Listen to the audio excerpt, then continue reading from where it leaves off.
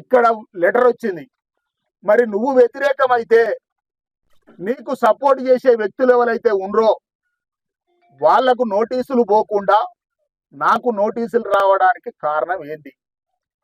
ఇక్కడ జరుగుతున్న ఈ పాలకుర్తి నియోజకవర్గంలో నేను చేసిన గుట్టకు గాని జరుగుతున్న వ్యవస్థను గాని వివరించి చెప్పడం తప్ప? ప్రజాస్వామ్యంలో ప్రజలు కోరుకునే విధానంగా ఆ గిరిజన బిడ్డలందరూ కూడా ఒక 17 తండాలు ఉంటాయి, 8 గ్రామ పంచాయతీలు ఉంటాయి ఆ గుట్ట చుట్టూ. అక్కడున్న గిరిజన బిడ్డలు బతకడం కోసం ఏదైతే కొందరు లాలూచి పడొచ్చు గాక, గిరిజన బిడ్డలారా, ఠాను నాయకు రైతాంగ సాయుధ పోరాటంలో దొరలకు వ్యతిరేకంగా పోరాడిన వారసత్వంలో ఉన్నాం మనం అందరం. ఎవరికో భయపడి ఎక్కడో ఏమో జరుగుతుందని చెప్పి మన సహజ వనరులను దోపిడీ చేయడానికి కొందరు కుట్ర పనితే ఆ కుట్రకు సపోర్ట్ చేసే నాయకులవలో నాయకురాలవలో ప్రజలందరూ గమనించాలి.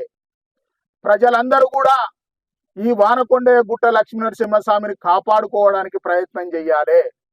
ఎమ్మెల్యే గారు మొన్న ఒక 10 రోజుల కింద ఏదో ₹1 కోటి నేను గ్రాంట్ సాక్ష్యం చేసిన అని అన్నది. గుట్ట ముంగట్నేమో అభివృద్ధి అంటున్నావు, మరి గుట్ట వెనుక తవ్వకాలు ఈ ఉత్తరాలు ఏంది? మాకు వచ్చడం ఏంది, అక్కడ ఉన్నోళ్లకు రాకపోవడం ఏంది? అంటే వ్యతిరేకులం గుట్టను కాపాడేటోళ్లను బెదిరించి అదిరించి చెయ్యడమే నీ లక్ష్యమా? ముఖ్యంగా ఝాన్సీ రెడ్డి ఈ పాలకుర్తి నియోజకవర్గంలో ఇన్ఛార్జి అని మొన్నటిదాకా చెప్పుకుంది.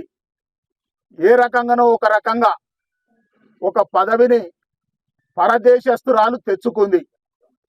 ఆ పరదేశస్తురాలు పదవి తెచ్చుకున్న సందర్భంలో ఈ గ్రానైట్ విషయంలో నాకు ఉత్తరాలు రావడం ఏంది, మీకు ఉత్తరాలు రాకపోవడం ఏంది?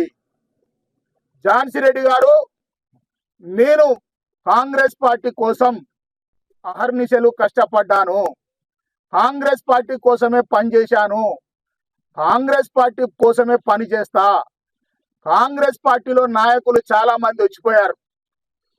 ఎవరైతే మసూర్ రెడ్డి వచ్చారు, ప్రవీణ్ రావు వచ్చారు, శ్రీనివాసరావు వచ్చారు, రాఘవరెడ్డి వచ్చారు, ఇవాళ నువ్వు వచ్చినావు, రేపు ఇంకోలు వచ్చినా కాంగ్రెస్ పార్టీ భవిష్యత్ కోసమే పనిచేసే వాళ్ళం మేమందరం కాంగ్రెస్ పార్టీని కాపాడుకునే వ్యక్తులం. మీరు దయాకర్ రావు దగ్గర నుంచి వచ్చిన వాళ్ళు, మీరు దయాకర్ రావు దగ్గర మీరు చేసే వ్యాపారాలలో ఏం తేడా వచ్చిందో మీరు చూసుకోండి. కానీ మమ్ములు ఎందుకు బలి చేస్తుర్రు, కాంగ్రెస్ పార్టీ కార్యకర్తలను ఎందుకు ఇబ్బందులు పెడుతుర్రు అని చెప్పడం జరుగుతుంది.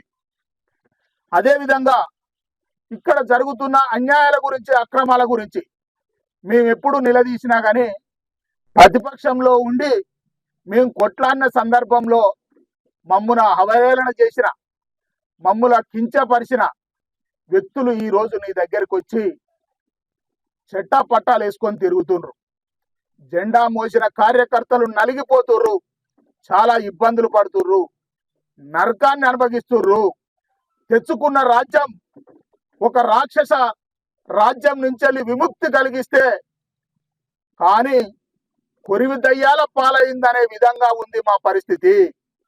ఒక రాక్షస రాజ్యాన్ని సంహరిస్తే ఇప్పుడు కొరివి దయ్యాల పాలైందనేది ప్రజలు వాపోక ముందుకే మీరు మేలుకొని కాంగ్రెస్ పార్టీని కాపాడండి, కాంగ్రెస్ పార్టీని రక్షించండి అని అనేక మార్లు మేము మొత్తుకోవడం జరిగింది.